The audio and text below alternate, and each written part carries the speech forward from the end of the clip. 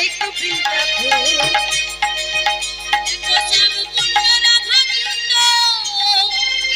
গিরি গোবর্ধন আমার মধুর মধুর মধুর মধুর বংশী বাজে ওই তো বৃন্দাবন। যেথা শ্যাম কুণ্ড রাধা কুণ্ড গিরি গোবর্ধন। মধুর মধুর মধুর মধুর মধুর মধুর বংশী বাজে সেই তো বৃন্দাবন। রাধে রাধে বলে চলে যাই মধুর বৃন্দাবনে, চলে যাই মধুর বৃন্দাবনে। রাধে বলে বাবু চলে যাই মধুর বৃন্দাবনে, চলে যাই মধুর বৃন্দাবনে। রাধে রাধে বলে হরে হরে হরে চলে যাই মধুর বৃন্দাবনে।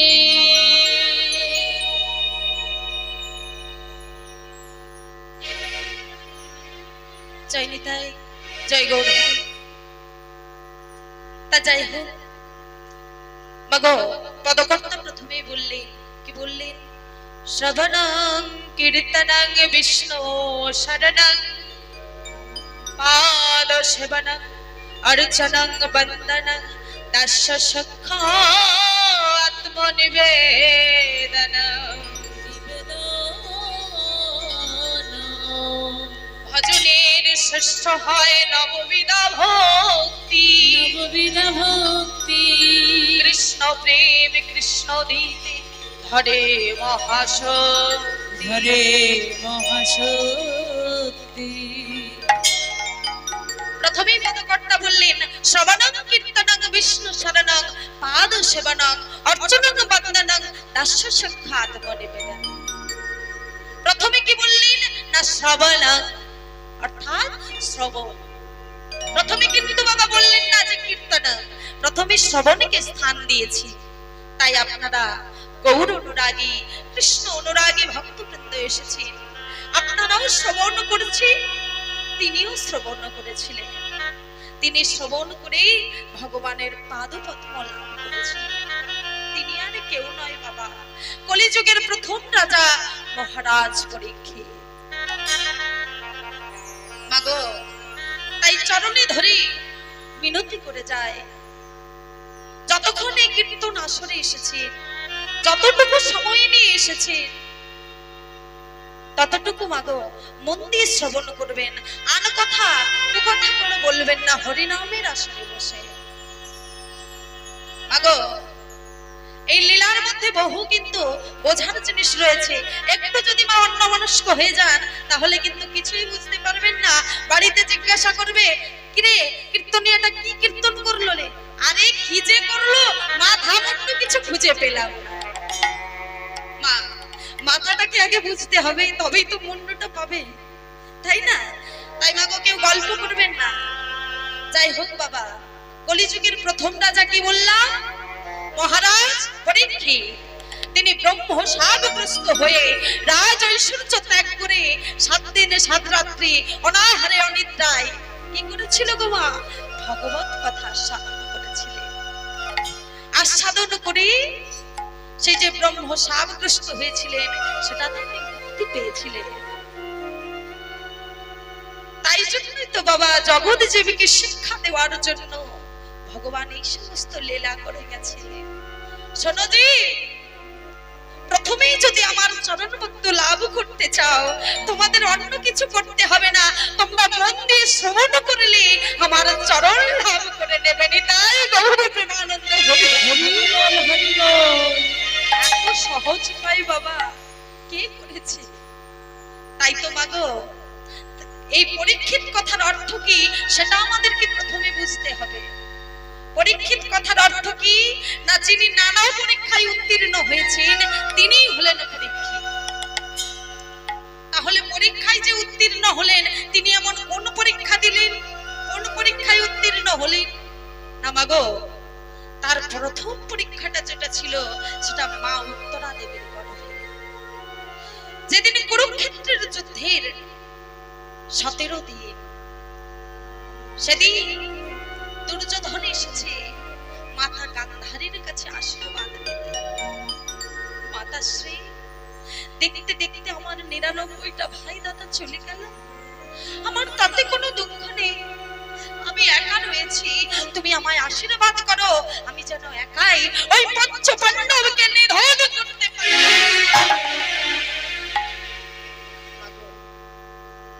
মাতা গান্ধারী মনে মনে ভাবছে, ওরে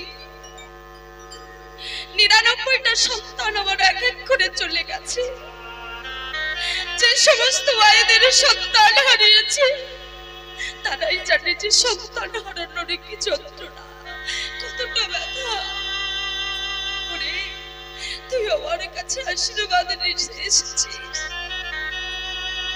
কিন্তু আমি তো মনে প্রাণে জানি আমি তোদেরকে কোনো সৎ উপায় অবলম্বন করে এই ধরাধামে আনিনি, অসৎ উপায় অবলম্বন করে এই ধরাতে এনেছি। তাই আমায় এই পরিণতি দেখতে হবে না তো কাকে দেখতে হবে? কোন দিনের কথা মনে করছি না, যেদিন বাবা দুর্বাসা মুনি একাদশী তিথি পালন করে দ্বাদশীর দিন মাতা কুন্তীর গৃহে গিয়েছিলেন। কেন না, মাতা কুন্তী কেমন একনিষ্ঠ ভক্ত সেটা পরীক্ষা করার জন্য মাতা কুন্তীর গৃহে গিয়ে বলছেন, মাতাশ্রী, মাতাশ্রী, আজ মধ্যাহ্নে কি তোমার বাড়িতে আমার একটু সেবার ব্যবস্থা হতে পারে মাতা? সঙ্গে সঙ্গে মাতা কুন্তী বলছেন, মুনিবর, মুনিবর, একজন সাধুগুরু বৈষ্ণবীর আগমন হয়েছে আমার এই বাড়িতে, এর থেকে আর সৌভাগ্যের কি হতে পারে? শোনো মা, আমি কিন্তু যেমন তেমন করে তোমার বাড়িতে সেবা গ্রহণ করবো না, তুমি যদি আমি যতগুলো ব্যঞ্জন রন্ধন করব ততগুলো নতুন নতুন স্বর্ণ পাত্র দিতে পারো, আমি তবেই তোমার বাড়িতে সেবা গ্রহণ করব, নচেত নয়। যেই না মাই কথা বলেছে, মাতা কুন্তী মনে মনে ভাবছে, দয়াময়, তোমার কৃপা থাকলে না জানি কি হয়, অসম্ভব কেউ সম্ভব করা যায়, তুমি একেবারে কৃপা করো দয়াময়, আমি যেন অতিথি সেবা থেকে বঞ্চিত না হয়ে যাই দয়াময়, কারণ অতিথির নারায়ণ ভব, অতিথিকে এই মধ্যাহ্নে বাড়ি থেকে যদি আমি তাড়িয়ে দিই তাহলে যে আমার কুলের অমঙ্গল হবে, আমার গৃহস্থের অমঙ্গল হবে। না না না মুনিবর, আমি চেষ্টা করব, শতপাত্রে জোগাড়ের চেষ্টা করব, আপনি যতগুলো ব্যঞ্জন রন্ধন করবেন আমার সাধ্যমতো আমি চেষ্টা করব। রন্ধন কার্য শুরু হয়েছে, 99টা ব্যঞ্জন রন্ধন হয়ে গেল, বাকি রয়েছে বাবা পরমান্ন, পরমান্ন রন্ধন চলছে। এবার সঙ্গে সঙ্গে দুর্বাসা মুনি বলছি, মাতা, আমি যে এই পরমান্নটা রাখবো তার একটা পাত্র আমায় দাও। সঙ্গে সঙ্গে মাতা কুন্তী বলছেন, মুনিবর, মুনিবর, আমার কাছে আর নতুন কোনো পাত্র নেই, নতুন স্বর্ণ পাত্র নেই। কি বলছো তুমি? অসম্ভব, তোমার বাড়িতে আমি সেবা গ্রহণ করবো না, এই মুহূর্তে তোমার গৃহ থেকে চলে যাচ্ছে। মুনিবর, চলে যাবেন না মুনিবর, আপনি চলে যাবেন না। দয়াময়, দয়াময়, অতিথি আজ বাড়ি থেকে চলে যাচ্ছে, দয়াময়, বলো না আমি এখন কি করবো? হ্যাঁ, একবার তো কৃপা করে তুমি বলো। ভাবলে ভগবান আমাকে নতুন স্বর্ণ পাত্র দেয়নি তো কি হয়েছে, এত সুন্দর যে দেহ পাত্রটা ভগবান আমায় দিয়েছে, আমি যদি অতিথি সেবার জন্য আজ দেহ পাত্রটা নিবেদন করি তাহলে কি আমার বড় অপরাধ হয়ে যাবে? সঙ্গে সঙ্গে কিছু থেকে ডাকছে, মুনিবর, মুনিবর, চলে যাবেন না মুনিবর, আমার এই দেহ পাত্রটাতে আপনার ওই গরম পরমান্ন আমার এই বক্ষ মাঝে ঢেলে দিন। বল, হরি বল। সঙ্গে সঙ্গে দুর্বাসা মুনি চমকে উঠলেন, এই কেমন ভক্ত, এই কেমন একনিষ্ঠ ভক্ত। মা, মাগো, তোমার ভক্তি কতটা সেটাই পরীক্ষা করতে চেয়েছিলাম মাগো, আর অন্য কিছু নয়।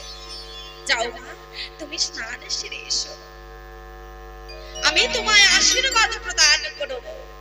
এদিকে বাবা মাতা গান্ধারী সমস্ত কথা শুনে নিয়েছে। মাতা কুন্তী স্নান করতে গেছেন, আর বাবা দুর্বাসা মুনি ধ্যান যোগে বসেছেন। সেই ফাঁকে মাতা গান্ধারী ঘুমটাটা দিয়ে এসে বসলো এই দুর্বাসা মুনির আগে। এসে বসে বলছে, মুনিবর, মুনিবর, আমায় আশীর্বাদ প্রদান করুন মুনিবর। দুর্বাসা মুনি কিছু না বুঝে, কিছু না জেনে সঙ্গে সঙ্গে বলে দিল, শতপুত্র জননী ভব। শতপুত্রের বর চুরি করে নিয়ে চলে গেল মাতা গান্ধারী। মাতা কুন্তী স্নানটা সেরে এসে দুর্বাসা মুনির কাছে এসে বলছে, মুনিবর, মুনিবর, আমায় আশীর্বাদ প্রদান করুন। অসম্ভব, এই একটু আমি তোমায় শতপুত্রের বরের বর দিয়েছি, তুমি আমার আর কি চাইছো? মুনিবর, আপনার কোথাও ভুল হচ্ছে মুনিবর, আপনার কোথাও ভুল হচ্ছে। আপনি একবার বিষয়টি খুঁটিয়ে দেখুন, আপনি ধ্যান যোগে বসুন, আপনি সত্যটা জানতে পারবেন। সঙ্গে সঙ্গে ধ্যান যোগে বসলেন। ধ্যান যোগে বসে দেখতে পেলেন মাতা গান্ধারী বরটা চুরি করে নিয়ে চলে গেছে। সঙ্গে সঙ্গে তখন দুর্বাসা মুনি বলছে, মা গান্ধারী শতপুত্রের বর চুরি করে নিয়ে গেছে তো কি হয়েছে? আমি তোমায় আশীর্বাদ করছি, তুমি পঞ্চপুত্রের জননী হবে, আর এই পঞ্চপুত্রই ওই শতপুত্রকে নিধন করবে, নিধন করবে, নিধন করবে। আগো সেই পঞ্চপাণ্ডব কে কি গো, কে কে ছিল গো? মা জানেন পঞ্চপাণ্ডবের নাম জানা আছে? কে কে বলুন তো মা? বাবা বাবা মাগো, এই পাঁচজনই ছিল পঞ্চপাণ্ডব।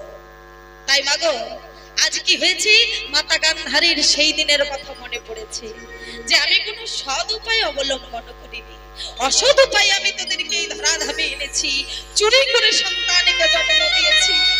তবে কি সন্তান কখনো আমার হয়ে এই জগতে থাকবে? ধর্ম যাদের পক্ষে রয়েছে, স্বয়ং বিশ্ব ব্রহ্মাণ্ডের মালিক যাদের পক্ষে যুদ্ধ করছে, আমরা তো কোনো ছাড়। তবুও মাগো, যতই সন্তান লম্পট হোক, বদমাশ হোক, তবুও মা চাইবে শেষ রক্ষাটা করতে। মাতা গান্ধারীর মনে পড়ে গেল সেই বশিষ্ঠ দেবের আশীর্বাদের কথা। কোন আশীর্বাদ? না মাগো, যেদিন মাতা গান্ধারী চোখে বাঁধনটা বেঁধেছিল, কেন না তার স্বামী ধৃতরাষ্ট্র অন্ধ ছিলেন, এমন ভালোবাসতেন। স্বামীকে বাবা গৃহে আসার পরেই দেখলেন যে স্বামী অন্ধ, তাহলে স্বামী যখন অন্ধ আমিও চোখে দেখবো না, আমিও আজ থেকে চোখে বস্ত্র দ্বারা চোখে আচ্ছাদিত করে রাখবো। এখনকার দিনে বাবা এরকম ভালোবাসা আছে স্বামী স্ত্রীর মধ্যে? আছে? ওমাগো, এই ভালোবাসার কথা বলতে একটা কথা মনে পড়ে গেল। এখন এক ব্যক্তির একটা গরু হারিয়ে গেছে বাবা, মাঠে মাঠে খুঁজে বেড়াচ্ছে গরু। আর একজন মেয়ে, যুবতী মেয়ে আর একটা যুবক ছেলে একটা গাছের গোড়ায় বসে বসে বলছে, যুবক ছেলেটি বলছে, শোনো, আমি তোমার চোখের মধ্যেই না এই বিশ্ব ব্রহ্মাণ্ডকে দেখতে পাই, তোমায় আমি এত ভালোবাসি, তোমায় ছাড়া আমি বাঁচতে পারবো না, তোমার চোখেই আমি সব দেখতে পাচ্ছি। তখন বাবা যার গরুটি হারিয়ে গিয়েছিল, দড়িটি হাতে নিয়ে ওই বট গাছের তলায় মানে আড়ালে এসে দাঁড়িয়েছিল। যুবক যুবতীর কথাটা বাবা শুনে নিয়েছে। শুনে নেওয়ার পরে বলছে, বলি তোমরা আমার তাহলে গরুটাকে বলে খুঁজে দিতে পারবে? তোমাদের চোখেই তো সব দেখা যায়নি, তাই গৌর প্রেমানন্দ হটে হটে হটে। মাগো, এই হলো কলিযুগের ভালোবাসা। তা মাগো, সেরকম ভালোবাসা তো আগে ছিল না, মহাভারতে তো আর হতে পারে না। তাই মা গো, মাতা গান্ধারীও সেদিন থেকে চোখে বস্ত্র বেঁধেছিল। আর বশিষ্ঠ দেব তাকে আশীর্বাদ করেছিলেন, শোনো মা, যেদিন 12 বছর তোমার পূর্ণ হবে সেদিন তুমি এই চোখের বন্ধনটা খুলবে। চোখের বন্ধনটা খোলার সাথে সাথে যার দিকে দৃষ্টি দেবে তার শরীরটা লোহাতে পরিপূর্ণ হয়ে যাবে। মনে মনে ভাবলো, আমার সন্তানকে যদি বাঁচাতে হয় এই একটাই পথ, ওর দেহটাকে যদি আমি লোহাতে পরিণত করতে পারি, লোহার মতো যদি ও শক্তিশালী হয়, তবে ওকে আর কেউ হারাতে পারবে না। বললো, আরে শোন দুর্যোধন, তুই চলে যা, স্নান সেরে উলঙ্গ অবস্থায় আমার গৃহে আসবি, আমি তোকে আশীর্বাদ প্রদান করব। দেখিস তোর অঙ্গে যেন একটা সুতো পর্যন্ত না থাকে। চলে গেল বাবা স্নান সারতে। স্নান সেরে ফিরে আসছি উলঙ্গ অবস্থায় দুর্যোধন। আর এদিকে বাবা চতুরের শিরোমণি ভগবান দুর্যোধনের আগের দিকে এসে দাঁড়িয়েছে। ওই হে দুর্যোধন, তোমায় বলছি, বলি এত ভক্ত মাঝি তুমি উলঙ্গ অবস্থায় ঘুরে বেড়াচ্ছ, তোমার লাজ লজ্জা নেই নাকি? ছি ছি ছি ছি ছি। মাগো, যেই নাই কথা বলেছে, দুর্যোধন বলছে, এই কৃষ্ণ, মুখ সামলে কথা বলো। আমার মা আমাকে বলেছে আশীর্বাদ করবে। ভগবান বলছে, ওরে তবে রে বেটা, তুই কার কাছে ডায়লগ দিচ্ছিস? আমি অন্তর্যামী ভগবান, আমি অন্তরের কথা বুঝতে পারবো না? তুই আমারই কাছে আবার ডায়লগ দিচ্ছিস? ভগবান বাবা দুবার হাসে। কখন জানি, যখন বাবা দু ভাই মিলে ভিতে ফেলে জায়গা মাপ করে, বলে তোর এটা আর আমার এটা, এই বলে যখন টানাটানি করতে থাকি, ভগবান বলে, কি আমার করছিস? দুদিন বাদে সব হয়ে যাবে সরকারি খামার। নিতাই গৌর প্রেমানন্দে হরি হরি বল, হরি বল। যাবার সময় তো পাবে মোটে 3.5 হাত, কেন এত আমার করিস? মাগো, ভগবান তখন একবার হাসি। আর কখন না, একটা রোগী যখন মৃত্যু শয্যার সাইডে থাকে, মৃত্যুর সঙ্গে যখন লড়াই করে, পাশে এসে ডাক্তারও বলে সান্ত্বনা দিয়ে, শোনো শোনো না, আপনার কোনো চিন্তা নেই, আমি যতক্ষণ রয়েছি আপনার মৃত্যুর কোনো ভয় নেই। ভগবান হেসে হেসে বলে, তুই ওর জীবনের গ্যারান্টি নিচ্ছিস? তোর জীবনের গ্যারান্টিটা কে নেবে রে বেটা? তখনও একবার হাসি। তাহলে বাবা আজ সেই ভগবানের কাছে দুর্যোধন ডায়লগ দিচ্ছে।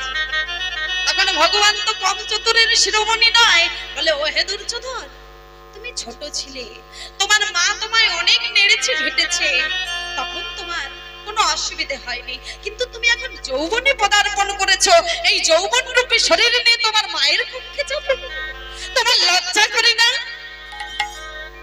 মাগো, যেই না এই কথা বলেছে, বলে, কৃষ্ণ তবে আমি কি করব?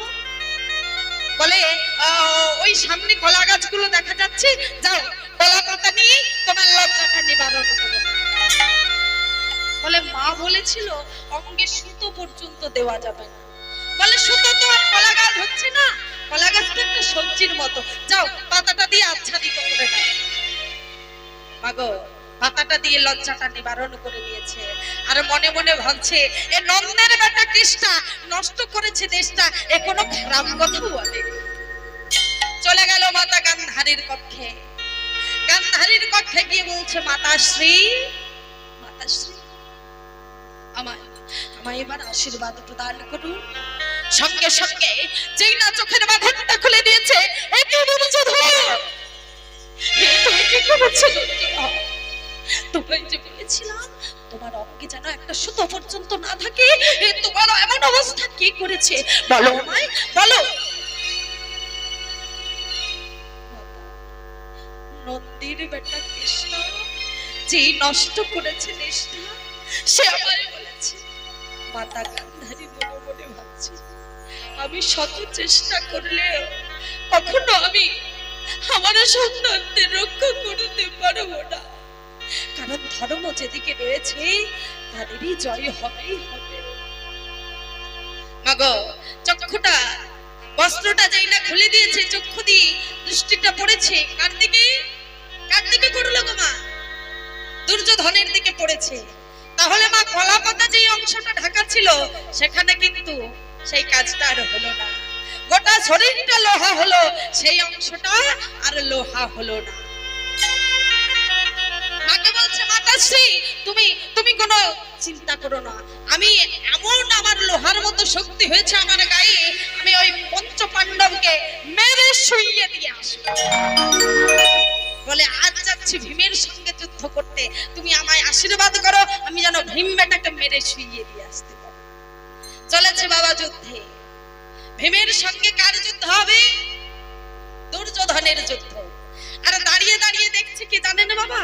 স্বয়ং ভগবান আর বাকি চারজন পাণ্ডব দাঁড়িয়ে দাঁড়িয়ে দেখছে বাবা যুদ্ধ। যুদ্ধ শুরু হয়ে গেছে। ভীমের সঙ্গে দুর্যোধনের যুদ্ধ হচ্ছে, গদা যুদ্ধ হচ্ছে বাবা। দুর্যোধন লোহার মতো শক্তিশালী, তার দেহ হয়ে গেছে। ভীমকে গদা দিয়ে আঘাত করেই চলেছে, আঘাত করেই চলেছে, আঘাত করেই চলেছে। ভগবান আর সহ্য করতে পারছে না।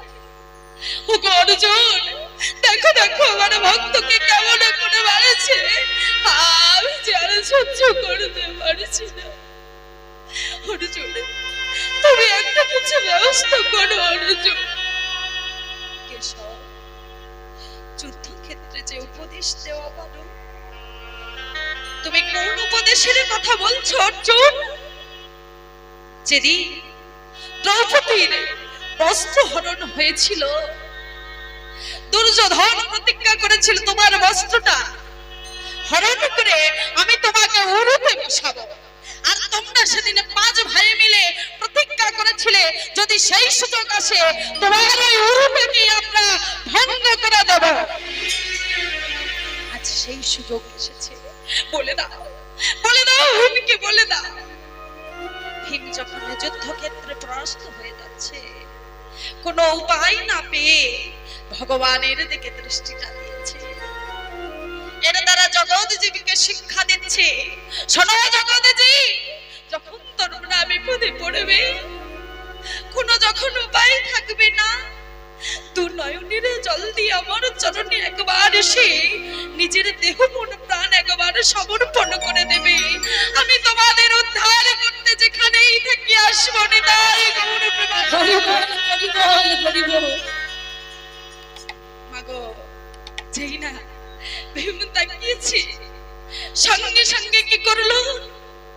ভীম যেই না দৃষ্টিটা দিয়েছে, ভগবান বললেন, শোনো ভীম ভাই, ইধার সে দেখো। বাবা কোন দিকে ইশারাটা করলো গো?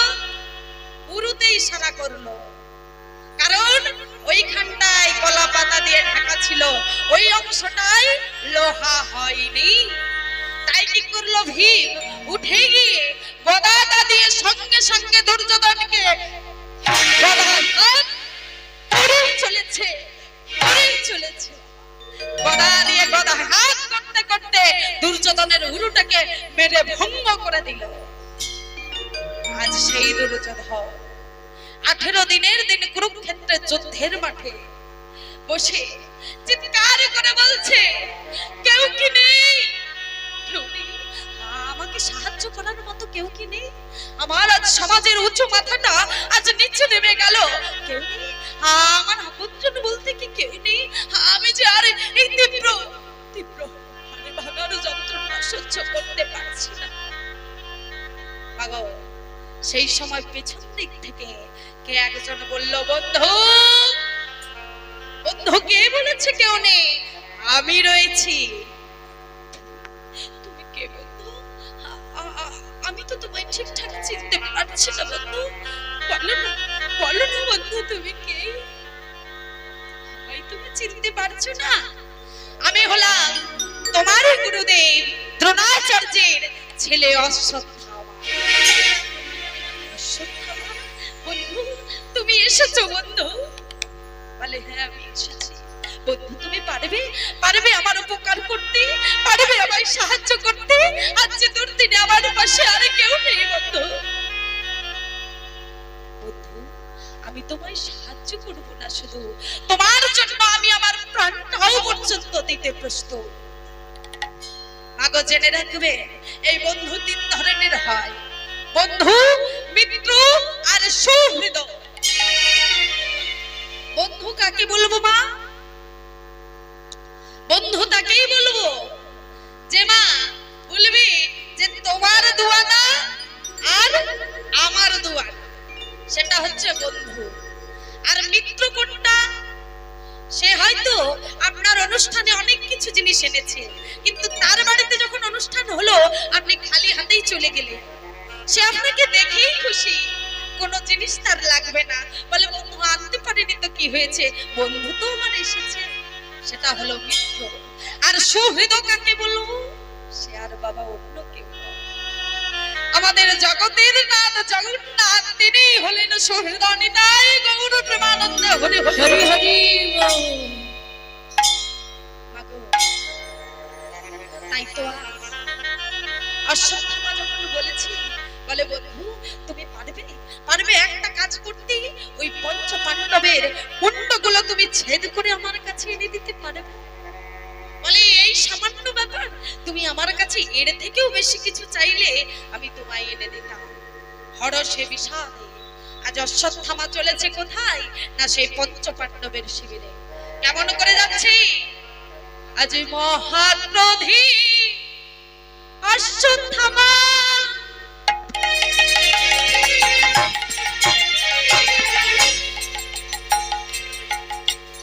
চলিল সাতারি,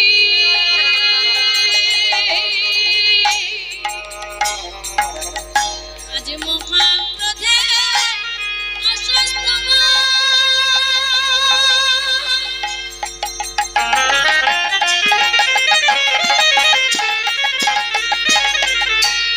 চলিল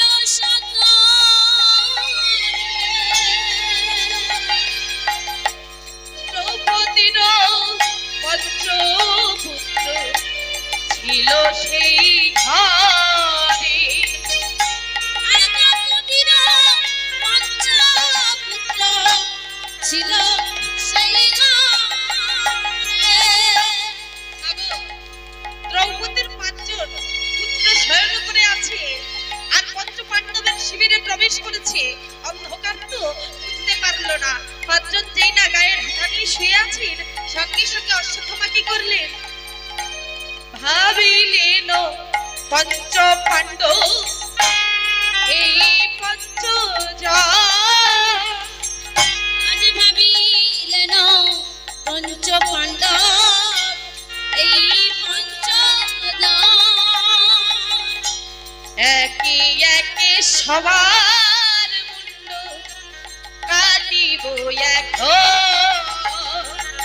আর একে একে সবার মুন্ড কাটিব এখন। আমি সবার মুন্ড কেটে নেব, আমি সবার মুন্ড কেটে নেব, আমি সবার মুন্ড কেটে নেব।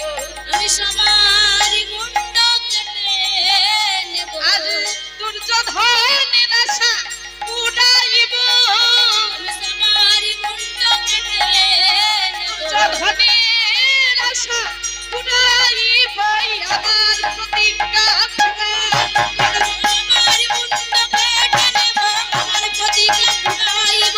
সবার মুন্ড কেটে নেব, আমার প্রতিজ্ঞা পুরাইব।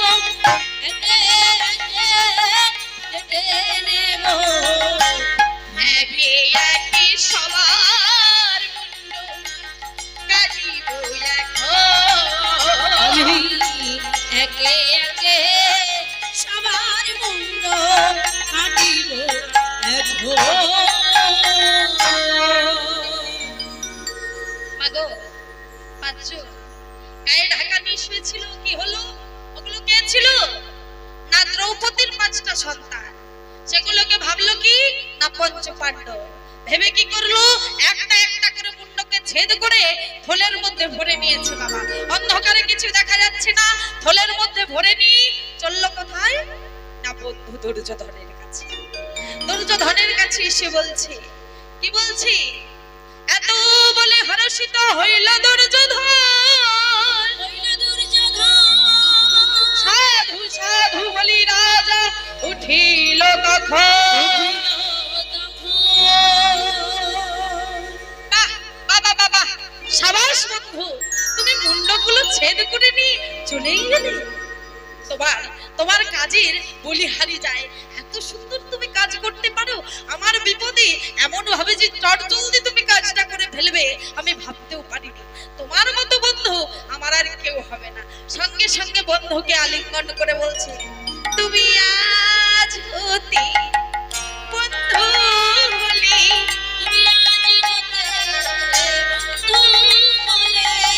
আজ বন্ধু বলি,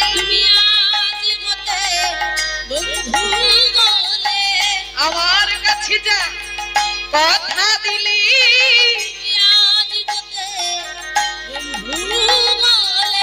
আমার কাছে যা কথা দিলি,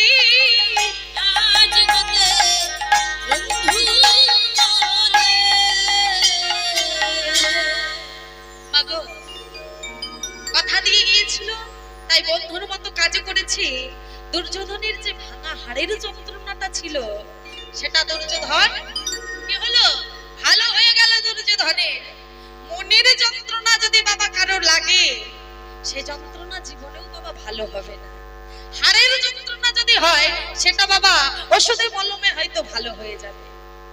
কর্মের ফল আপনাকে যে কোনো না যে কোনো সময় ভোগ করতেই হবে।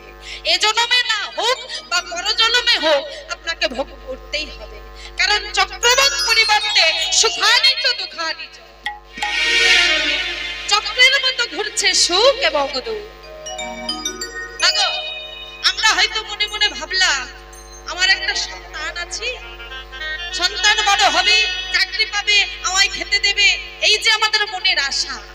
মাগো আশা করি বলেই তো দুঃখ পায়। ভগবান তাই বলছি যে আশাটাকে আমার চরণে সমর্পণ করো, তবে তোমাদের দুঃখ বলে কিছু থাকবে না। মাগো তার একটা ছোট্ট দৃষ্টান্ত দিই যে আমরা নিজেদের দুঃখের ফল কেমন ভাবে নিজেরা ভোগ করি। দুইজন বাবা ব্রাহ্মণ পুজো করতে গেলেন জমিদার বাড়িতে। পুজো করে ফিরে আসছে, একজনের মনে বাবা কি আনন্দ, আনন্দ আর ধরছে না, হেসে হেসে আসছে। আরেকজনের মুখ একেবারে বাবা বাংলার মাছ হয়ে রয়েছে। দেখো বাবা, একজন সাইকেলে করে একজন ভদ্রলোক আসছেন, তিনি মনে মনে ভাবছেন দুই ব্রাহ্মণ একসাথে আসছে, একজনের মনে এত দুঃখ, একজনের মনে কেন এত আনন্দ, আমায় এটা জানতে হবে। তাই তিনি কি করলেন না বাবা, সাইকেলটা রেখে দিয়ে দাঁড়িয়ে বলছেন, বলে আপনাদের একজনের মনে আনন্দ একজনের মনে দুঃখ কেন? বলে আপনি কি একটা আলাদা বাড়িতে পুজো করতে গিয়েছিলেন, উনি কি একটা আলাদা বাড়িতে পুজো করতে গেছিলেন? বলে না না, আমরা একই জায়গাতে পুজো করতে গিয়েছি। বলে ও আচ্ছা, তা বলি আপনি যখন যেই বাড়িতে পুজো করতে গিয়েছিলেন সেই বাড়িতে আপনাকে মনে হয় গদিতে ঘুমোতে দিয়েছে, ওনাকে মনে হয় মাদুরে ঘুমোতে দিয়েছে। বলে না না, আমরা একই বিছানায় ঘুমিয়েছি। বলে একই বিছানায় ঘুমিয়েছিলে? বলে হ্যাঁ একই বিছানায় ঘুমিয়েছি, ওটা তো জমিদার পরিবার, গদির উপরেই দুজনকে ঘুমোতে দিয়েছে। বলে ও আচ্ছা, তাহলে আপনাকে মনে হয় লুচি পুরি করে খেতে দিয়েছে, ওনাকে মনে হয় প্লেন ওই শশা মুড়ি দিয়ে দিয়েছে। বলে না না না, হ্যাঁ দুজনকেই একই খাবার দিয়েছে, এই খাবারেরও কোনো চিন্তা নেই। বলে তাই নাকি, তাহলে আপনাদের মনে দুঃখ কেন? তা বলি মনে হয় পুজোর সময় ওনাকে একটা ভালো দামি গামছা দিয়েছে, আপনাকে মনে হয় পাতলা গামছা দিয়েছে। ওরে বল ওরে বল। বলে না না, দুজনকে একই দামের ভালো গামছাই দিয়েছে। বলে তাই নাকি, তাহলে ওনার মন আনন্দ, আপনার মন দুঃখ কেন? বলে তাহলে মনে হয় আসার সময় যে দক্ষিণাটা দেয় সেটা মনে হয় ওনাকে বেশি দিয়ে দিয়েছে, আপনাকে মনে হয় কম দিয়েছে, ওই জন্য ওনার আনন্দ আপনার দুঃখ। বলে না, দুজনকেই একই দিয়েছে। বলে আশ্চর্য ব্যাপার, এক একই সব করলো, অথচ আপনার মনে আনন্দ ওনার মনে দুঃখ। ওমা, ব্যাপারটা একটা কেমন লাগছে না? কি ব্যাপার, যার জন্য একজনের আনন্দ একজনের দুঃখ, একই তো সব পেয়েছে। একটা ব্যাপার বাবা, যিনি দুঃখটা পেয়েছে তিনি মনে মনে ভেবেছিলেন জমিদার বাড়িতে পুজো করতে যাচ্ছি, আজ মনে হয় দক্ষিণা বাবদ 1000 টাকা পাবো। আর জেনার মনে আনন্দ বাবা, তিনি মনে মনে ভেবেছেন জমিদার বাড়ি তো মনে হয় 200 টাকা হলেও দেবে। আর জমিদার বাবু দিলেন কত? 500 টাকা করে দুজনকে দিয়েছে। তাহলে যিনি ভাবলেন যে আমাকে 1000 টাকা দেবে, তিনি যখন 500 টাকা পেলেন তার মনে দুঃখ হয়ে গেল। আর যিনি ভেবেছিলেন যে আমি 200 টাকা পাবো, তিনি যখন 500 পেয়ে গেলেন তার মনে কি হলো গো? আনন্দ হলো। তাহলে মা, দুঃখের কারণ কে? ওই জমিদার বাবু না আমরা নিজেরা? তাহলে ভগবান জমিদার বাবু হয়ে বসে রয়েছেন, দেওয়ার মালিক তিনি। আমরা চাইলেও বাবা পাবো না। যার যেমন কর্ম তার তো তেমন ফল হবেই। তাই তো মা, ভাঙা হাড়ের যন্ত্রণা দুর্যোধনের আজ ভালো হয়ে গেছে বাবা। কেন না মা গো, মনের তো যন্ত্রণাটা ছিল যে এই পঞ্চ পাণ্ডবকে যদি কেউ নিধন করতে পারে আমার সব যন্ত্রণা ভালো হয়ে যাবে। পঞ্চ পাণ্ডবের যেই নামটা ছেদ করে এনেছি, সঙ্গে সঙ্গে যেই দুর্যোধন উঠে বসতে পারছিল না, সেই দুর্যোধন উড়তে ভর দিয়ে উঠে বসে বলছে, বন্ধু সব থেকে বড় মাথা যেটা, সেই মাথাটা আমায় দাও। বলে কেন? না আমি ওই বড় মাথাটাকে আজ আঘাত করব, কারণ ওর জন্যই আজ আমার এই অবস্থা। সঙ্গে সঙ্গে হাত লাগছে। বলে বন্ধু কোনটা বড় মাথা বুঝতে পারছি? বাবা বড় মাথা কোনটা হবে গো? কার মাথা বড়? ভীমের মাথা বড় না? ভীম রস খায়, তাই ভীমের মাথা বড়। বললো তোমার মতো বুদ্ধ আর কেউ হবে না, যে খেত বেশি তার মাথাটাই তো বড় হবে। সঙ্গে সঙ্গে কি করলো? বলে বন্ধু হাতলে দেখো, যেটা বড় মাথা মনে হবে সেটাই আমায় দাও। হাতলে হাতলে বাবা মনে হলো তার যেটা বড়, সেটা যেই না দিয়েছি, সঙ্গে সঙ্গে দুর্যোধন ওই মুন্ডটাকে ধরে নিয়ে বলছে, এই তুই আমায় অনেক জ্বালিয়েছিস, তুই আমায় অনেক পুড়িয়েছিস, এই দেখছিস বস্ত্র খণ্ড, এই মুহূর্তে আমি তোকে টুকরো টুকরো করে ফেলবো। আগো প্রস্তর খণ্ডের উপরে যেই না ফেলে দিল, সঙ্গে সঙ্গে মাথাটা চূর্ণ বিচূর্ণ হয়ে গেল। দুর্যোধন মনে মনে ভাবছে, সামান্য এই পর্বতে তার মাথাটা চূর্ণ বিচূর্ণ হয়ে গেল। পর্বত সদৃশ্য গদার আঘাতে যার দেহ অক্ষত থাকে, এই সামান্য পাথরে তার মাথা টুকরো টুকরো হয়ে গেল। না না না, এটা কোথাও ভুল হচ্ছে। সঙ্গে সঙ্গে বলছে, বন্ধু তোমার কোথাও ভুল হচ্ছে, মশালটা চালিয়ে দেখো এগুলো আসলে কি। মশালটা চালিয়ে দেখলো, এ কি বন্ধু তুমি কি করেছো?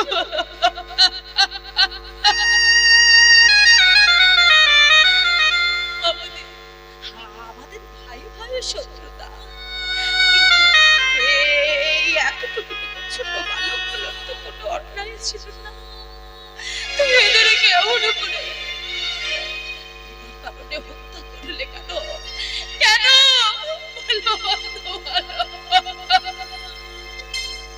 দুর্যোধনের হরষে বিষাদে দুর্যোধনের মৃত্যু হয়ে গেল।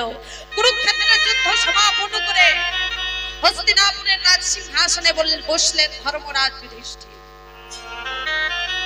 যেই না বসেছেন এদিকে, সেই বাবা দুরাচারী অশ্বত্থামা মনে মনে ভাবছে, কুরুক্ষেত্রের এত বড় যুদ্ধ হয়ে গেল, কত কত বীর যোদ্ধা মরল, দ্রৌপদীর 5টা সন্তানের মুণ্ডচ্ছেদ আমি করলাম, অভিমন্যু মরল, গান্ধারীর শতপুত্র মারা গেল, তবুও কিনা এখনো কুরু বংশে বাতি দেওয়ার মতো একটা প্রদীপ টিম টিম করে জ্বলছে।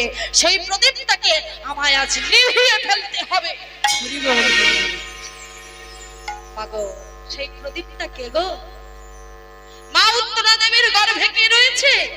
প্রথমেই বলেছিলাম, আজ আমরা যার কথা শুনছি তিনি আর কেউ নয় বাবা, পরীক্ষিত মহারাজ। মাতা উত্তরা দেবীর গর্ভে রয়েছে। আর মাতা উত্তরা দেবী কি করছেন? ওই অশ্বত্থামা ব্রহ্মবান যেই না নিক্ষেপ করে দিয়েছেন, তার হাত থেকে বাঁচার জন্য কি করছেন না ভগবানের শরণাপন্ন হয়েছে। ভগবানকে ডেকে বলছি, কোথা না দায় পতিত পাবো, করুণা করো বটে, করুণা করো বটে। কোথা নারায়ণ পতিত পাবন, করুণা করো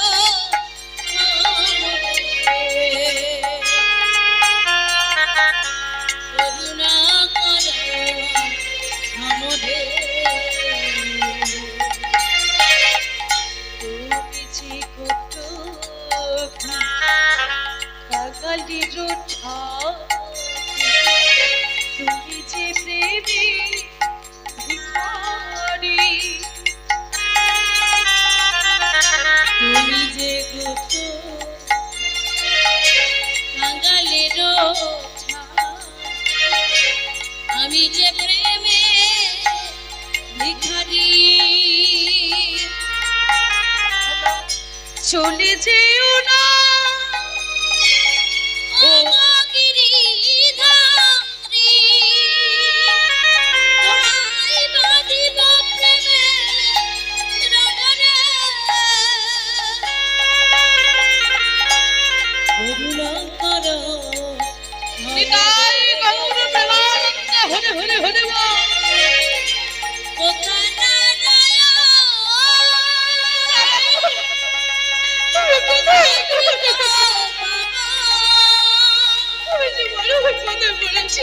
করুণা করো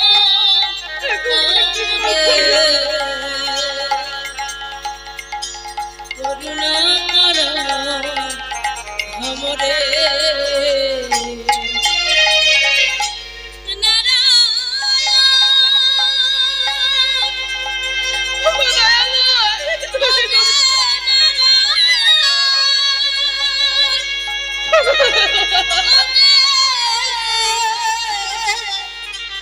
ওহে বিপদ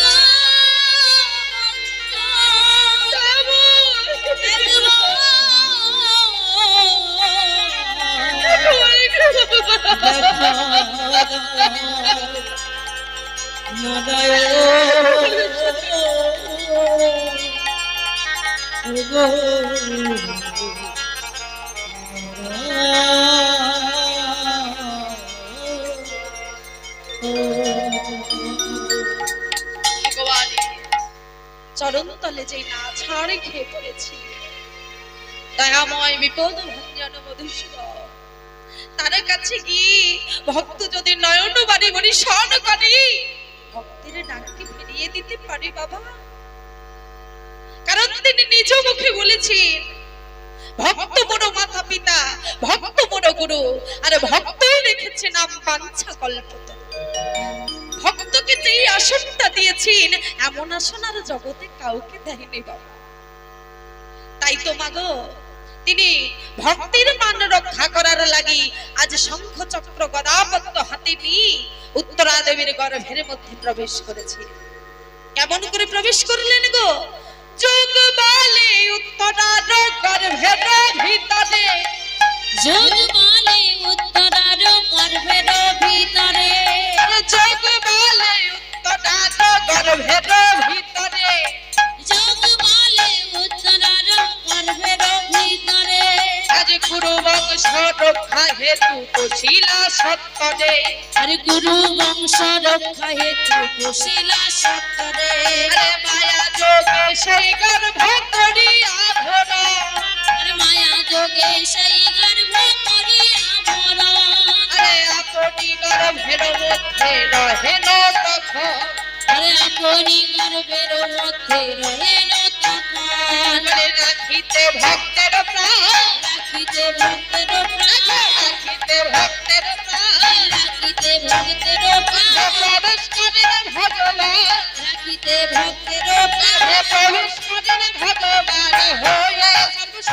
আর প্রবেশ করেন ভগবান হয়ে সর্বশক্তিমান প্রবেশ করেন ভগবান হয়ে সপ্তমুক্তিমান রাখিতে ভক্তের প্রাণ রাখিতে ভক্তের প্রাণ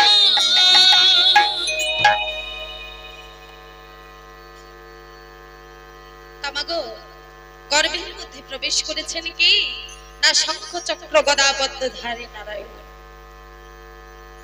যে ব্রহ্মবান কি কোনো মতে পরাজিত করা যায় না। সেই অশ্বত্থামার ব্রহ্মবানকে পরাজিত করলো কি না স্বয়ং ভগবান পরাজিত করেছেন। গর্ভের মধ্যে ভগবান যেই না প্রবেশ করেছেন সঙ্গে সঙ্গে পরীক্ষিত মহারাজ তাকে প্রণাম জানালেন। এবার বাবা দেখতে দেখতে কি হলো না 10 মাস 10 দিন পূর্ণ হয়ে গেল। যেই না পূর্ণ হয়েছে কি হচ্ছে গো, হেন কালে পরীক্ষিত পাণ্ডব বংশধর, হেন কালে পরীক্ষিতের পাণ্ডব বংশধর, দেখো হেন কালে পরীক্ষিত পাণ্ডব বংশধর, হেন কালে পরীক্ষিতের পাণ্ডব বংশধর, আর জনম লোভেন আসি অবনী উপর, আর জনম লোভেন আসি অবনী উপর। বলি ভক্ত আসছে, মা এই মাকে একটু ডেকে দিন, শুনে নিয়ে তারপর ঘুমিয়ে যাবে, কিছু বলবো না। আগের দিকে ঘুমাচ্ছে বলে একটু শুনে নিলে ভালো হতো, তারপর ঘুমিয়ে পড়তো। রাধে রাধে। যাই হোক বাবা, ডিস্টার্ব করে দিলাম না, একটু শুনে নিন তারপরে ঘুমিয়ে যাও। হরি বল হরি বল। তাহলে মা ভক্ত কি করবে না যেমন তেমন দিনে কি আসবে, কোন দিনে এলো, শুভ দিনে শুভ লগ্নে সুসময় জানিয়া, শুভ দিনে শুভ লগ্নে সুসময় জানিয়া, আরে শুভ দিনে শুভ লগ্নে সুসময় জানিয়া, আর শুভ দিনে শুভ লগ্নে সুসময় জানিয়া, আজ পরম পবিত্র ভক্ত জন্মিল আসিয়া, পরম পবিত্র ভক্ত জন্মিল আসিয়া, ভক্তেরা মনে ধরে নাচিয়া উঠিল, আর ভক্তেরা গোমনে ধারা নাচিয়া উঠিল। বাবা ভক্ত আগমন হয়েছে কোথায়, করতালি কোথায়, উলুধ্বনি কোথায়, ভক্তের আগমনে তো আনন্দ হচ্ছে না। এমন ভক্ত এসেছে ধর্ম শিখাতে এসেছে, তাই একটু সবাই মিলে উলুধ্বনি হবে না। ভক্তের আগমনে ধরে নাচিয়া উঠিল, ভক্তেরা গোমনে ধারা নাচিয়া উঠিল, আজ ধর্ম শিখাইতে পরীক্ষিত জন্ম লোভিল, ধর্ম শিখাইতে পরীক্ষিত জনম লোভিল, বলি আনন্দ আর ধরে না, আনন্দ আর ধরে না, ধরে না, আনন্দ আর ধরে না, মাথায় উঠতে ধরে মনে, আনন্দ আর ধরে না, মাথায় উঠতে ধরে মনে, আনন্দ আর ধরে না, পুত্রবাদন দর্শন করে, আনন্দ আর ধরে না, পুত্রবাদন দর্শন করে দেখতে এলো জনে জনে, আর পুত্রবাদন দর্শন করে, হরে হরে হরে পুত্রবাদন দর্শন করে, আনন্দ আর ধরে না, আনন্দ আর ধরে না, আনন্দ আর ধরে না, আনন্দ আর ধরে না।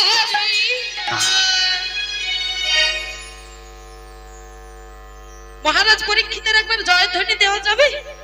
ঘুমগুলো কেটেছে, একবার জোর করে হবে। মহারাজ পরীক্ষিত কি, মহারাজ পরীক্ষিত কি, জগন্নাথ বলরাম সুভদ্রা মাইয়া কি, আমার পাগলি মাতার আশ্রম কি, আজকের আগত ভক্তবৃন্দ কি, আসছে বাছুর নিতাই গৌর প্রেমানন্দে হরি হরি বল। তামাগো যাই হোক, পরীক্ষিত মহারাজ জন্ম নিলেন। দেখতে দেখতে পরীক্ষিত মহারাজ কি হয়েছে বাবা, 6 মাসের হয়ে গিয়েছে।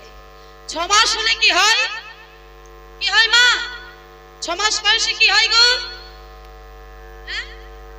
মুখে ভাত, বাবা বাবা মুখে ভাতটা তাহলে বেশি বেশি হয়, অন্নপ্রাশন হয় না, হয়? তাহলে অন্নপ্রাশনটা আর মুখে ভাতটা কি মা এক নয়। মুখে ভাতটা হচ্ছে মানে আপনি মাছ টাছ করে যাবতীয় যা কিছু সরঞ্জাম এনে নাতির মুখে ঠেসে দিলেন, সেটা হচ্ছে মুখে ভাত। আর অন্নপ্রাশন মানে কি, অন্ন মানে কি মা, গোবিন্দকে দেখানো প্রসাদ। মা কেউ কেউ আবার বলে দেয় ভাতকে অন্ন বলে, মরি যাও। সনাতন ধর্মের মানুষ হয়ে মরে যাওয়া উচিত ডুবে, বলে ভাতকে নাকি অন্ন বলে। বাবা কোথায় গেছে আমাদের ধর্ম। যাই হোক বাবা, তাহলে অন্ন কাকে বলে? গোবিন্দকে দেখানো প্রসাদকে বলা হয় অন্ন। তারপরে কি বলা হয়েছে? অন্নযুক্ত প্রাসযুক্ত অন্ন সমান হবে অন্নপ্রাশন্ন। তাহলে প্রাস কাকে বলবো? সেই অন্নটা যখন আপনি নাতি হোক নাতনি হোক তার অনুষ্ঠানে ব্রাহ্মণ বৈষ্ণবকে আগমন করেছেন আর নিমন্ত্রণ করেছেন, তেনাদের যখন আগমন হয়েছে তেনাদেরকে ওই অন্নটা যখন সেবা দেবেন, তাদের যে উচ্ছিষ্টটা পড়ে থাকবে সেটা প্রাস, আর সেই প্রাসটা নিয়ে গিয়ে যখন বাচ্চাটার মুখে দেবে সেটা রূপান্তরিত হবে অন্ন প্রাস অন্ন। বোঝা গেল? বোঝা গেল? বোঝা গিয়েছে? তাহলে কি হবে এবার? অন্নপ্রাশন্ন হবে না মুখে ভাত হবে? মুখে ভাত অন্নপ্রাশন্ন হবে তো? তাহলে মা আমাদের দিকে চালটা যেন নিয়ে নেবেন না। মুখে ভাত হলে দাদু আসবে নাতির জন্য একটা সোনার চেন নিয়ে আর একটা বড় মাছের মাথা রাখবে। মাথাটা নিয়ে বাচ্চার মুখে একবারে ঠেসিয়ে ধরে বলবে, ও বাবা তাড়াতাড়ি করে মাছের মাথাটা খাইয়ে দাও। আমার বাচ্চার না হলে ব্রেন বুদ্ধিটা খুলবে কেমন করে? ব্রেনটা হবে কেমন করে? আমার মাছের মাথা খাওয়ালে ব্রেন খুলবে? জগতে আর কোনো মাথা থাকলো না, একবারে মাছের মাথা। তারপরে আর কোন কোন মাথা খাবে না গো? এখন ঠেসে ঠেসে মাছের মাথাটা দিচ্ছ, একটু বড় হওয়ার সাথে সাথে এখনকার বাচ্চারা বাবা লক্ষ্য করবেন মা বাবার মাথাটাকে আগে চিবিয়ে চিবিয়ে খায়। তারপরে কি হবে না দেশে দশের মাথাটাকে চিবিয়ে খেয়ে নেবেন। এটাই গৌর প্রেমানন্দে হরি হরি হরি বল হরি বল। আরেকটা জিনিস হয় বাবা অন্নপ্রাশনে, সেটা কি না বাচ্চার রুচি পরীক্ষা। বাচ্চা কেমন হবে বড় হয়ে? কি কি রাখা হয় গো মা রুচি পরীক্ষার সময়? মায়েদেরকে ঘুম লেগেছে, একটু না কথা বললে ঘুমগুলো ছাড়বে। ও মা কি হয় গো রুচি পরীক্ষার সময় বাচ্চার কি কি রাখা হয়? এই তো মা উত্তর দিচ্ছে, খাতা বই, খাতা আলাদা বই আলাদা, আর কি? আর কলম, আর কি? অর্থ দেওয়া হয়। তাহলে মা পরীক্ষিত মহারাজ তার আজ রুচি পরীক্ষা হচ্ছে।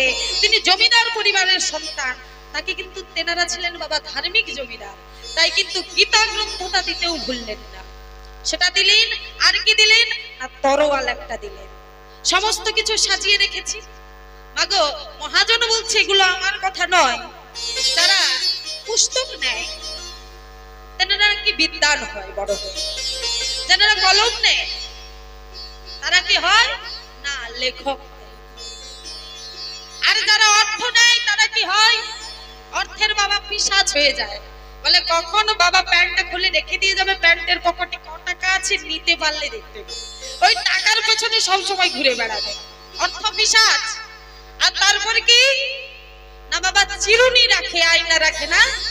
যেই ছেলে চিরুনি আয়না ধারণ করবে সে কি করবে না ওই আয়নার সামনে 10 বার দেখে নেবে তেরিটা ঠিক আছে। যাই হোক বাবা আর বেশি বলবো না, কারণ অনেকের হয়তো গায়েও লেগে যেতে পারে। যাই হোক বাবা, আজ পরীক্ষিত মহারাজ কি করছে? তার রুচি পরীক্ষা হচ্ছে। তিনি তো হামাগুড়ি দিতে পেরেছেন, কি করলেন না হামাগুড়ি দিয়া শিশু ভাগবত ধরি, হামাগুড়ি দিয়া শিশু ভাগবত ধরে, হামাগুড়ি দিয়া শিশু, হামাগুড়ি দিয়া শিশু, হামাগুড়ি দিয়া শিশু ভাগবত ধরে। আর কি করলো? অস্ত্র ধারণ করি শিশু দক্ষিণ করি, অস্ত্র ধারণ করি শিশু দক্ষিণ করে। যুধিষ্ঠির মহারাজ আপনার নাতির বলিহারি যায়, এমন সুন্দর নাতিকে পেয়েছেন, এ পরম ধার্মিক হবে, জমিদার হবে। তা দেখে ব্রাহ্মণগণ কি করছেন গো? জয় ধ্বনি উলুধ্বনি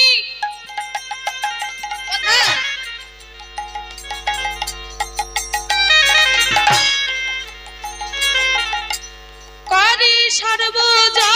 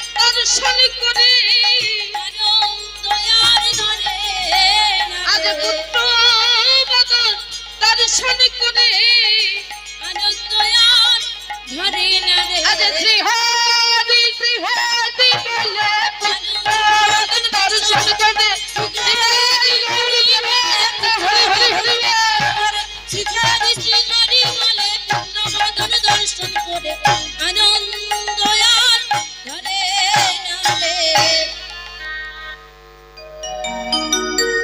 আনন্দ হয়েছে না নিরানন্দ? আনন্দ হচ্ছে হয়েছে হচ্ছে তাহলে একটু একটু হচ্ছে, একটু একটু এখনো বেশি হয়নি। না মায়েরা সবাই কিন্তু হাসছে না, আনন্দ ঠিকঠাক হচ্ছে না। না যাই হোক বাবা, পরীক্ষিত মহারাজ জন্ম নিল। জন্ম নেওয়ার পর দেখতে দেখতে বড় হচ্ছে। 6 মাস বয়স হয়ে গেল বললাম, 6 মাসের পরে দেখতে দেখতে বড় হচ্ছে বাবা। এবার যুবক বয়স হয়েছে। দাদু মনে মনে ভাবছে এবার তো আমাদেরকে স্বর্গে চলে যেতে হবে, স্বর্গারোহণ করতে হবে, মৃত্যুবরণ করতে হবে। কারণ আমরা কেউ অমর হয়ে আসিনি বাবা, আমাদেরকে সবাইকে চলে যেতে হবে। তাই দাদু যুধিষ্ঠির আগে থেকে মনে মনে ভাবছেন এই সিংহাসনে তো আমার নাতিকে বসাতে হবে, তাকে রাজনীতির শিক্ষাগুলো দিয়ে যায়। মাগো, রাজা ভালো হলে তার কিন্তু নীতি ভালো হবে, আর রাজা যদি খারাপ হয় কি হবে? দুর্নীতি হয় না? এখন তো বাবা সবই জানেন, আর বলার কি আছে? দুর্নীতি দেখতে পাচ্ছেন তো, তাই তো? রাজা যদি ভালো হয় তাহলে সুনীতি, আর রাজা যদি মন্দ হয় তাহলে দুর্নীতি হয়। তাই তো আজ মহারাজ পরীক্ষিতকে দাদু যুধিষ্ঠির শিখিয়ে দিচ্ছেন, শোনো, তোমাকে ভালো করে কয়েকটি উপদেশ দিয়ে যায়। রাজনীতির কথা কিছু শোনো সাবধানে, শোন সাবধানে পুত্র সম ভাবিয়া পালিবে প্রজাগণে, প্রজা করে পরদ্রব্যে লোভ না করিবে কদাচিত, কদাচিত পর স্ত্রীকে মাতৃবৎ দেখিবে শত, দেখিবে শত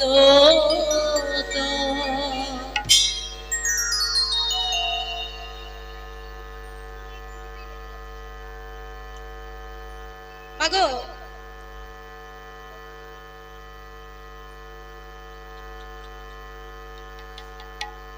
হরি বল হরি বল। মাগো বসে বসে গরম লেগে যাচ্ছে, দেখুন কিরকম হিংসা। আমি বলছি আমার দিকে ভ্যানটা করেন, বলে আমরা বসে বসে তখন থেকে বাতাস পাইনি। আচ্ছা বলুন না, আমার পরিশ্রম না ওনাদের পরিশ্রম? সবাইরই হচ্ছে, কিন্তু আমি তো নাচছি। যাই হোক বাবা, কি হলো না, রাজনীতির শিক্ষা দিল যে রাজনীতির কথা ভালো করে মন দিয়ে শোনো, প্রজাদেরকে পুত্র স্নেহে দেখবে, আর কি বললো, পরদ্রব্যে কখনো লোভ করবে না, আর পরস্ত্রীকে, নারী জাতিকে মায়ের চোখে দেখবে। এই শিক্ষা দিলেন। আর বললেন, শোনো, তোমার রাজ্যে যদি কোনো দুরাচারী ব্যক্তি প্রবেশ করে তাহলে কি করবে? তাকে সঙ্গে সঙ্গে তোমার তরোয়াল দিয়ে তাকে নিধন করবে, নিধন করে তোমার প্রজাদের মঙ্গল করবে। আর শোনো, 7 দিন অন্তর অন্তর তুমি রাজ্য দর্শন করতে যাবে, প্রজাদের কার কথায় কি লাগবে। এবার পরীক্ষিত মহারাজ দাদুর কথাগুলো শিরোধার্য করে দিলেন। দেখতে দেখতে যুধিষ্ঠির মহারাজ সহ বাবা পঞ্চ পাণ্ডব এবং দ্রৌপদী স্বর্গারোহণ করলেন। পরীক্ষিত মহারাজ মনে মনে ভাবলেন, রাজ সিংহাসনে বসলাম, এবার বিবাহ করব। সুন্দরী কন্যা ইরাবতীকে বিবাহ করলেন। বিবাহ করার কিছুদিন পর পর কয়েকটি পুত্র সন্তান হলো, 4টি পুত্র সন্তান। বড় পুত্রের নাম জন্মেঞ্জয়। এবার পরীক্ষিত মহারাজ কি করছেন না, 7 দিন অন্তর অন্তর রাজ্য ভ্রমণ করতে যাচ্ছে। কেমন করে যাচ্ছে গো? পথ চলিতে আর বলিতে, পথ চলিতে আর বলিতে, পথ চলিতে আর বলিতে,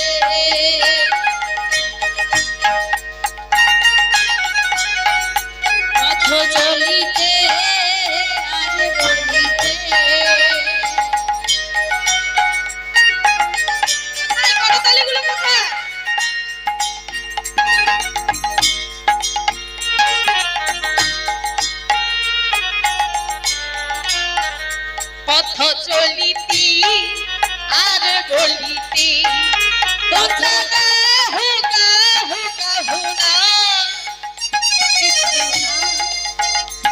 মধুর নাম তোমরা নাম গাও কৃষ্ণ নাম মধুর নাম হরি নাম তোমরা কাহো কাহো কাহো না কৃষ্ণের নাম মধুর নাম তোমরা নাম গাও কৃষ্ণ নাম মধুর নাম হরি নাম পথ চলতে হরি বল হরি বল পথ চলিতে আর বলি নিতাই গৌর প্রেমানন্দ হরি হরি হরি বল।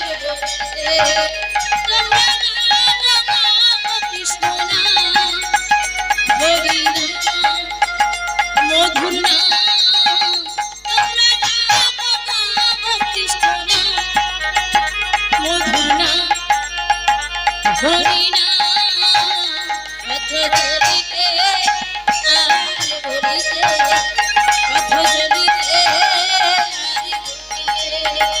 পথ চলিতে আর বলিতে মহারাজ বাঁচান বাঁচান মহারাজ আমরা যে আর পারছি না মহারাজ আমাদের বাঁচান বাঁচান মহারাজ। সঙ্গে সঙ্গে পরীক্ষিত মহারাজ মনে মনে ভাবলেন আমার রাজ্যের উপরে কে এত বড় অত্যাচার করছে, আমার প্রজারা কেন বাঁচানো বাঁচানো করে চিৎকার করছে। ঘোড়া থেকে এক লম্ফচ দিয়ে সঙ্গে সঙ্গে গিয়ে দেখলেন একটা কালো কুৎসিত বর্ণের মানুষ একটা বৃষকে প্রহার করেই চলেছে। প্রহার করতে করতে তার 3টি পাকে ভেঙে দিয়েছে। একটা পা রয়েছে সেটিকেও বাবা প্রহার করে চলেছে। কেন না তাকেও ভাঙতে চাইছে। আর পাশে কি দাঁড়িয়েছি না ধরিত্রী, অর্থাৎ একটা গাভী মাতা দাঁড়িয়ে দাঁড়িয়ে কাঁদছে। পরীক্ষিত মহারাজ মনে মনে ভাবছেন এত বড় স্পর্ধা আমার রাজ্যে, এমন করে অবলা পশুদের উপরে এমন করে নির্যাতন এ আমি কখনো বরদাস্ত করব না। এক্ষুনি আমার শানিত তরোয়াল ওকে ক্ষমা করবে না, টুকরো টুকরো করে দেব। যেই নাই কথা বলল পরীক্ষিত মহারাজ রাগটাকে সম্বোধন করে সম্মুখে গিয়ে বৃষকে বলছি, আচ্ছা আপনি কে? বৃষ বলছি আমি হলাম ধর্ম। ওমা বৃষ কথার অর্থ কি গো? বৃষ কথার অর্থ আপনাদের বাড়িতে প্রায়ই রয়েছে বাবা, বলো বা ষাঁড় যাই বলি না কেন। তার কটি পা মা? কটি পা বলো দে? 4টি। 4টি পা তো 3টি পা ভেঙে দিয়েছে, একটি পায়ের উপর ভর দিয়ে দাঁড়িয়ে রয়েছে। আর কি আর কি দাঁড়িয়ে রয়েছে? না একজন থরথর থরথর করে কাঁপছে, সেটা কি না গাভী মাতা। মাতা ধরিত্রী সেটা কি না মাতা ধরিত্রী। যখন পাপেই ধরাটা পরিপূর্ণ হয়ে যায় তখন বারবার ভূমিকম্প হয়, খরা হয়, অনাবৃষ্টি দেখা দেয়, হয় না বাবা? এই কিছুদিন আগে করোনা গেল কেন না পাপে পরিপূর্ণ হলে ভগবান একবার একবার করে বাবা ছেকে তুলে নেয়। তাই তো মা আজ কি করেছি না ওই ধর্ম বৃষরূপটা কেন নিল, এটা আমাদের মনের মধ্যে প্রশ্ন আসছে না? এত রূপ থাকতে থাকতে ধর্ম হঠাৎ ওই বৃষের কেন রূপ নিতে গেল? কারণ বাবা ধর্মেরও 4টি স্তম্ভ।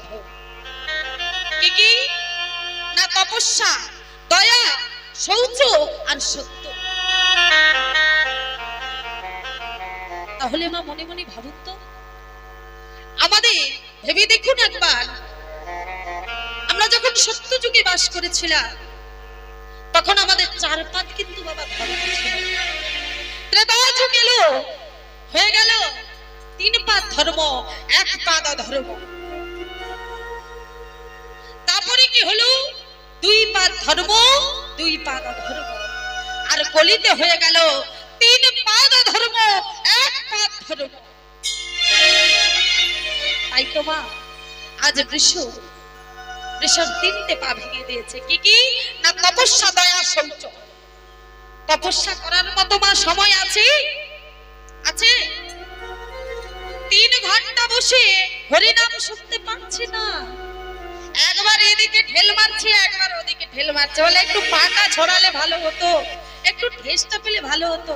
খুঁটিগুলো খুব অল্প হয়ে গেছে, একটু বেশি থাকলে ঠেস দিয়ে দিয়ে বেশ আরাম করে বসে ঘুমটা দেওয়া যেত। আর বাড়িতে গিয়ে যখন জিজ্ঞাসা করতে কি করলো, কিছুই বুঝতে পারলাম না। মাগো, তাই তো তপস্যা করার মতো আমাদের ধৈর্য নাই। তাহলে দয়া, কলিযুগের মানুষের দয়া আছে বাবা? দয়া আছে? কোন মানুষ রাস্তাতে যদি অ্যাক্সিডেন্ট করে, সঙ্গে সঙ্গে দেখবে এখন বড় বড় ফোন বেরিয়েছে, স্লেটের মতো ধরে নিয়ে ছবি তুলছে। বলে কেমন করে ভিউ বানাতে পারবো, কেমন করে নেট দুনিয়ায় আমি প্রপারিটি পাবো, সেই সুযোগটা বাবা মানুষ করছে। কিন্তু ওই মানুষটাকে নিয়ে গেলে, একজন মুমূর্ষ মানুষকে নিয়ে গিয়ে হসপিটালাইজ করতে হবে, সেটা কিন্তু মাথায় আসে না বাবা।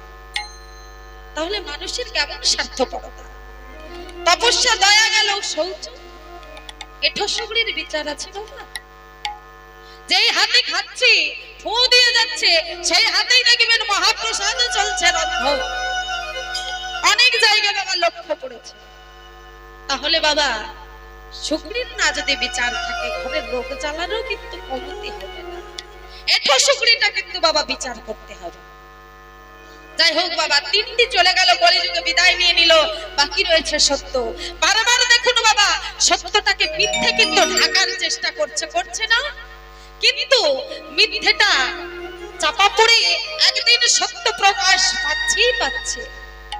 জেনে রাখবেন বাবা, মেঘাচ্ছন্ন আকাশটা হতে পারে, কিন্তু সূর্য একদিন উঠবে। মেঘাচ্ছন্ন আকাশটাকে দূর করে সূর্য তো উঠবে। সূর্যের মতো হলো সত্য, জল করবে। একটু হয়তো বাবা সাময়িক কষ্ট হবে, কিন্তু আসবেই সেই সত্য। তাই কলিযুগে সত্যটুকু বেঁচে রয়েছে, সেটাকেও ভাঙতে চাইছে কে না? ওই কালো কুৎসিত বর্ণের মানুষটা। সেটাকে তার সম্মুখে গিয়ে মহারাজ পরীক্ষিত বলছেন, মশাই আপনি কে? আপনার নাম কি? সঙ্গে সঙ্গে কি বলছি গো? কলি বলিয়া আমি দিন পরিচয়, আর কলি বলিয়া আমি দিন পরিচয়,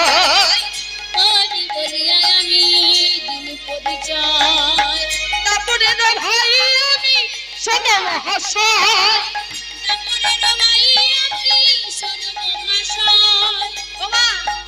দাপরের ভাই কলি তো নাকি? সত্য, ত্রেতা, দাপর, কলি। তাহলে কলির কে হলো? দাপরের ভাই হলো না? তাই কি বলছে? দাপরের ভাই আমি শোনো মহাশয়, এসেছি আমি এই কলিতে, এসেছি আমি এই কলিতে, একই এক ক্লাস করিতে, একই এক ক্লাস করিতে, জীবের ধর্ম ভুলিতে।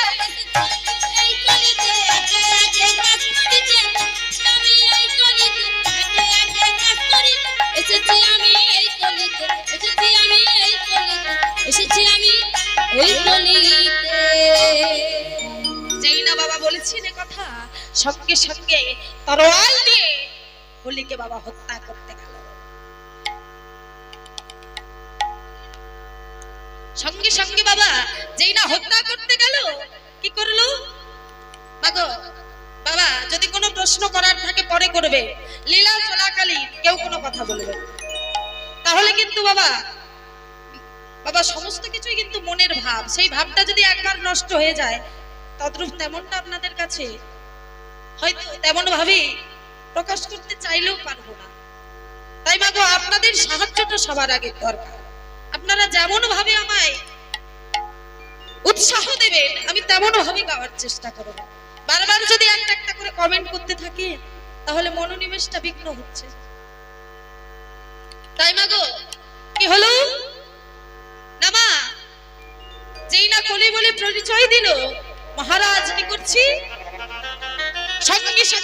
তলোয়ারটা নিয়ে বলছে, এই কলি, আমি তোকে এই মুহূর্তে টুকরো টুকরো করে ফেলবো। আমার শানিত তলোয়ার তোকে কিন্তু ছেড়ে কথা বলবে। বলে মহারাজ, রাগটা সংবরণ করো। আপনি না ক্ষত্রিয় রাজা, ক্ষত্রিয়দের ধর্ম হলো একজন আশ্রয়হীনকে আশ্রয় দেওয়া।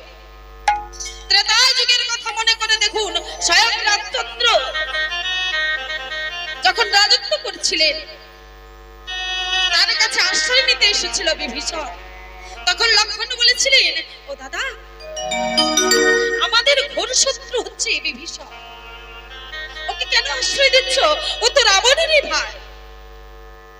বলে, ভাই ভ্রাতা, আমি তোমাকে এই রাজ্য থেকে বহিষ্কার করে দিতে পারি, কিন্তু একজন আশ্রয়হীন মানুষকে আশ্রয় দেওয়ায় আমাদের ক্ষত্রিয়দের মূল ধর্ম। এই কথাটা মনে করিয়ে দিল কে? না কলি। সঙ্গে সঙ্গে মহারাজ মনে মনে ভাবছে, ঠিকই তো বলেছে, কলিকে যে কোনো আমায় স্থান দিতেই হবে। তাহলে এমন স্থান দিতে হবে যাতে আমার প্রজারা না সেখানে যায়। কোন স্থান দেব? না বাগো, 4টি স্থান দিলেন। কি কি দিলেন গো? 4 স্থানে তুমি সদা করিবে বসতি, 4 স্থানে তুমি সদা করিবে বসতি। আরে নির্দিষ্ট করিয়া দি শুনো সম্প্রতি, নির্দিষ্ট করিয়া দিই শুনো সম্প্রতি। যেথা হবে পাশা খেলা তথায় রহিবে, যেটা হবে পাশা খেলা যেটাই রহিবে। যেথা হবে জীব হত্যা অধিকারী লাভে, যেটা হবে জীব হত্যা অধিকার লাভে। যেথা হবে সুরাপানে করিবে বসতি, যেটা হবে সুরাপান করিবে বসতি। ওমা, আপনাদের জন্য কিন্তু এই রাত্রিতে একটা বড় অফার নিয়ে এসেছি, নেবেন? হ্যালো, শ্রী শ্রী পাগনিমাতা যজ্ঞেশ্বরী পাগনিমাতা আশ্রমের যে কীর্তন গানটি অনুষ্ঠান হচ্ছে,